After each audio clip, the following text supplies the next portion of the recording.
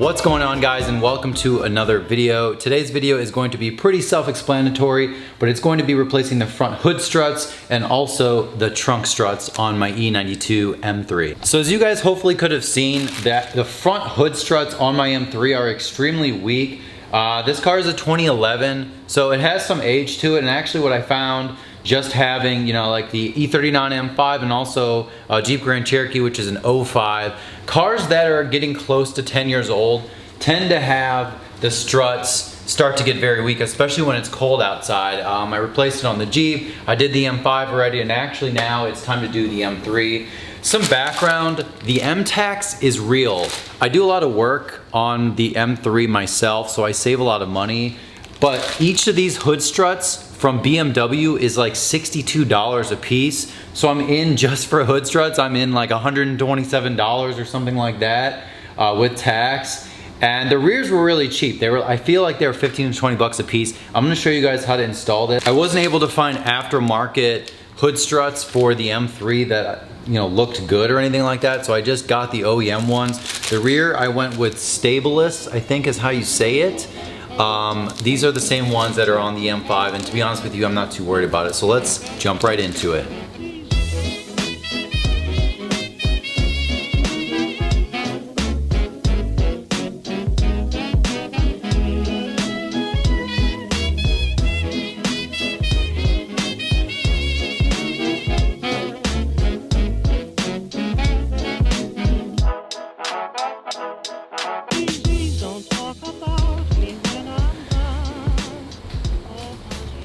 All right, one down, one to go. As you guys can hopefully see, the hood is already a lot more supported than it was before. Actually, it might not really look like it on camera, but I would recommend having either a friend, if you have any friends, to help you, or I used this little piece of a vacuum. It's just plastic.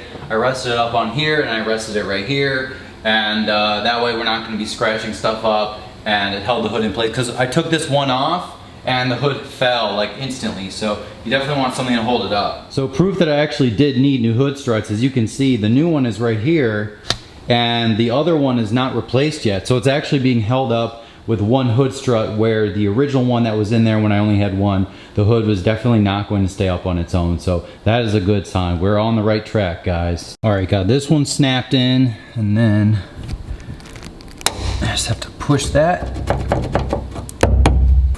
So here's the test, guys. Okay, yeah, that definitely has a lot more pressure to it. It definitely stays up. So the funny thing that let me know that these things needed replaced was Scott and I were working on the M3, and we were doing something in here, and like the car jiggled a little bit on the lift, and then the hood immediately like moved down like a foot. It didn't slam on our heads, thank God. But it was definitely weak enough where there was a little movement in the car and it fell down. So if you pull on it, it goes right back up, and then you know, normal operation, you just close the hood as usual. So that's how the front ones are going. All right, similar concept as the front, because I was noticing that it just like stays right here. You know, I'm like, come on, let's go, let's go. And then it finally goes up, and when you're in a rush, you kind of, one time I feel like I like smacked my jugular on here because I wasn't patient enough. A little twist. Oops.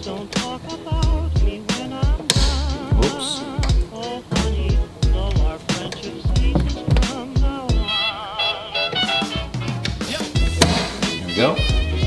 Thankfully the trunk stays up.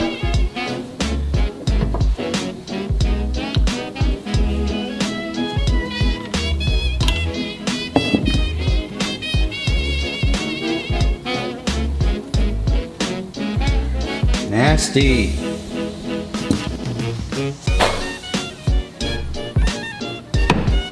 There we go. And these are pre-greased. If you guys are wondering, they're pre-greased from BMW, so you don't have to put any grease on it.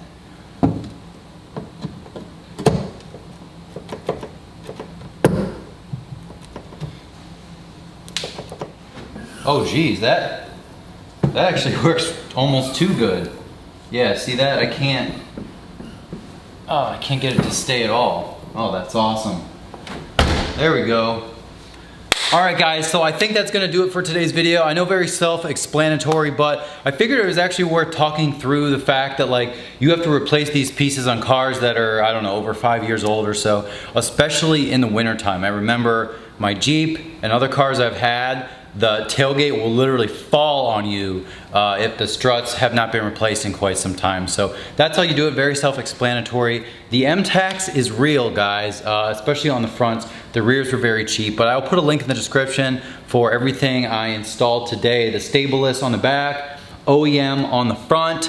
We're good to go, no one's gonna get decapitated, and I think that's it. So let me know if you have any questions. I'll see you guys next time. All right, sidebar, we got some metal polish, trying this thing out. I'm gonna do a separate video,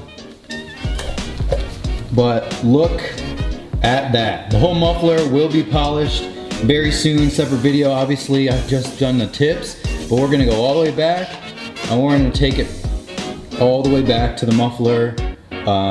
We're gonna just do that to start, but that's a separate video. If you are wondering why I don't have a rear license plate on this car, is because I've actually been on the hunt for different license plate screws.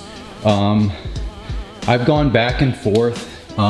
What I've been doing recently is having these little caps. I've done these on all of my BMWs, is I just use these regular screws and then I use the caps on top of them, but I really want to get a black screw that won't rust. So I haven't been able to find one. I've been playing around and I'm pretty much back to square one. So if anyone has any advice on that as well, that would be super helpful.